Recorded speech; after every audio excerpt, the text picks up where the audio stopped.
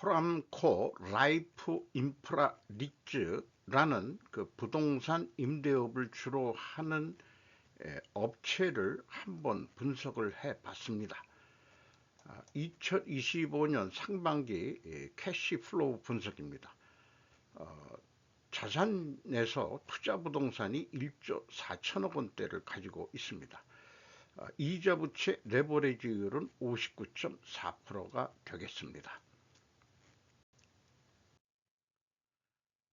회사에 대한 소개 내용인데요. 부동산 임대업을 주로 하고 있고, 회사는 2019년 12월 10일 부동산 투자회사법 제2조 제1호에 의거하여 설립된 위탁관리 부동산 투자회사이며 2020년 8월 30일자로 한국거래소 유가증권 시장에 상장했습니다. 회사의 주요 사업 목적은 부동산의 취득, 관리, 계량 및 처분, 부동산의 임대차, 부동산 개발 등의 방법으로 자산을 투자, 운영하여 얻은 수익을 주주에게 배당하는 것입니다. 보고서 작성일 기준일 현재 회사는 수도권 및 지방지역 등 전국에 주유소 154개, 물류센터 2개, 호텔 1, 주차장 1개를 보유 중이며 자산 규모는 2025년 8월 말 기준 약 1조 2730억 원입니다. 업계 현황에 대해서도 얘기를 했는데 국내에 부동산 자기관리 부동산 투자 회사 등 해가지고 위탁관리 부동산 투자 회사라는 게 사실 임대업을 얘기하는 것 같습니다. 399개가 제일 많고 총 423개사가 국내에서 부동산 임대업을 하고 있다라고 보면 될 것 같습니다. 상장된 리츠는 그 중에서 25개밖에 되질 않고 총 자산 규모는 18.4.5조 원이라고 소개를 하고 있습니다. 글씨가 좀 작습니다만은 리츠수의 주택이 208개로서 자산 총계도 50조 원이 넘고 비율로도 45%로 가장 많습니다. 오피스가 32.46%로 그 다음에 해당하는 것으로 이렇게 되어 있습니다. 여기에서 이제 생계형 임대를 하는 개인들은 얼마나 될까? 저도 뭐 까놓고 얘기하면은 생계형 임대하는 개인이라고 볼 수 있겠습니다. 어떻게 보면은 뭐 제 명의는 아닙니다만은 그런 재산 분할을 이미 나눴기 때문에 먼저 원가회계 손익으로서 영업수익이 165억 3,500만 원, 전년도 상반기보다 6.2%가 감소했습니다. 그리고 그 영업비용은 53억 3,200만 원이 나갔는데 10.9%가 감소했습니다. 그래서 영업이익이 112억 원으로서 그 전년 상반기보다 3.8% 감소했습니다. 영업이익률은 반대로 67.8%로 1.7%가 상승했습니다만은 영업수익 자체가 줄어가지고 그 영업이익이 또 3.8% 감소한 것으로 그렇게 계산이 되네요.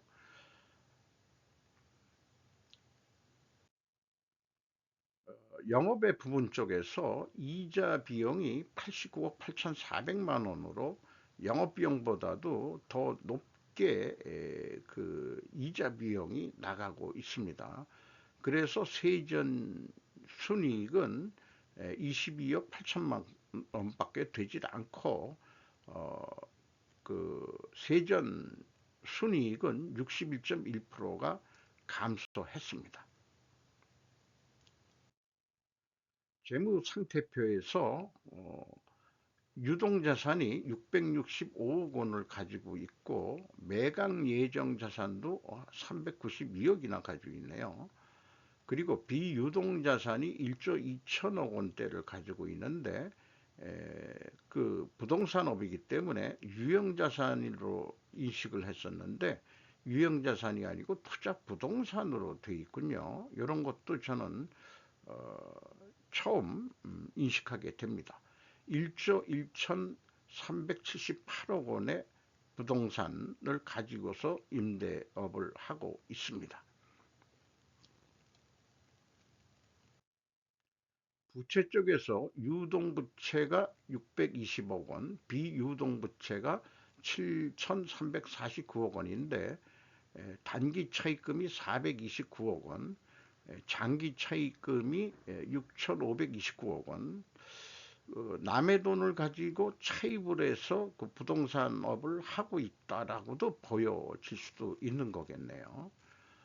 자본금이 486억 원으로 시작했는데 뭐 장사가 안 됐는지 이익잉여금이 결성금으로서 228억 원으로 증가를 해버렸습니다.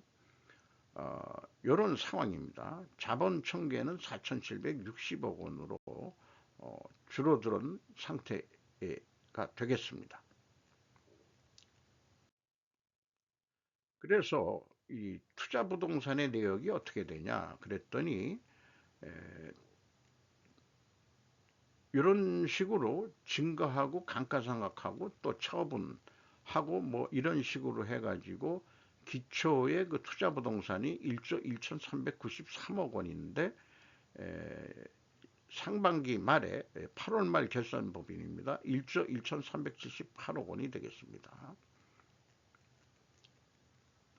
그 중에서 토지를 제일 많이 가지고 있네요.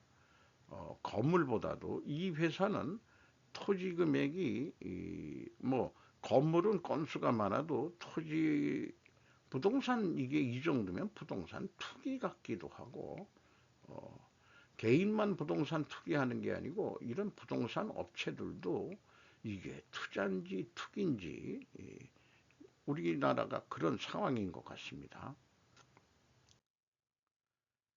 분석 결과 현금 흐름 재무지표를 소개해 드리면은 단기 순이익서부터 시작해가지고 EAT 세후현금 순이익은 154억 2,800만 원을 벌었습니다.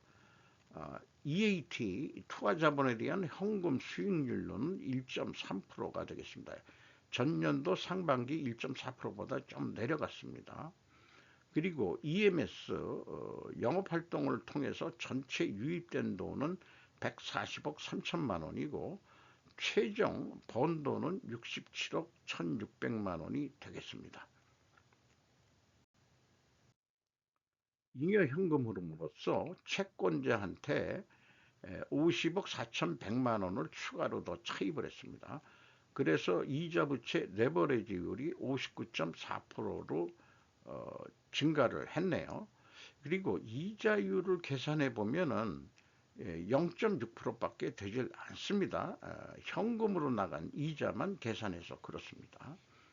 주주잉여 현금으로는 158억 9,100만 원을 이익 배당을 했는데 투하자본 대비 ROE 1.4%가 되겠습니다. 제조업은 레버리지율이 50%가 넘어가면 경영권을 뺏기는데 부동산업의 경우 최대 주주들이 대부분 금융업이기 때문에 그런 일은 없을 것 같아요. 부동산 회사도 빚을 내서 부동산에 투기하는 것인지 투자하는 것인지 헷갈립니다.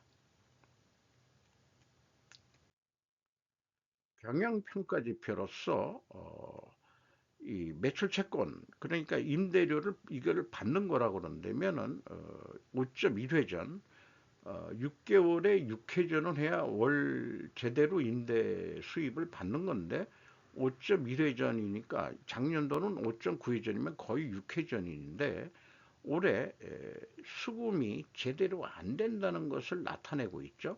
이런 것도 상징적으로 임대료를 제대로 못 내고 있는 임차인이 있다는 것도 상징적으로 나타낼 것 같습니다. 이건 매입 채무는 없지만 미지급금 성격이 지급 채무가 되겠습니다. 자기네가 갚아야 될 돈은 잘 안 갚고 있는 거예요. 요것도.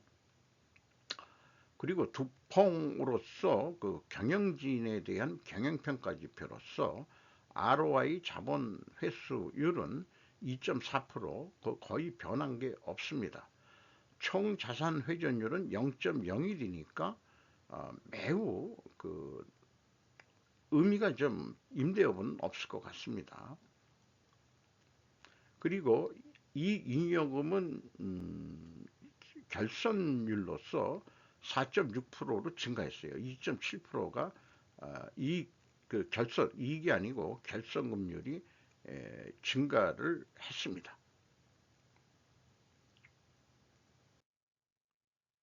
주가는 4,330원으로 연초보다 185억 원이 상승했습니다.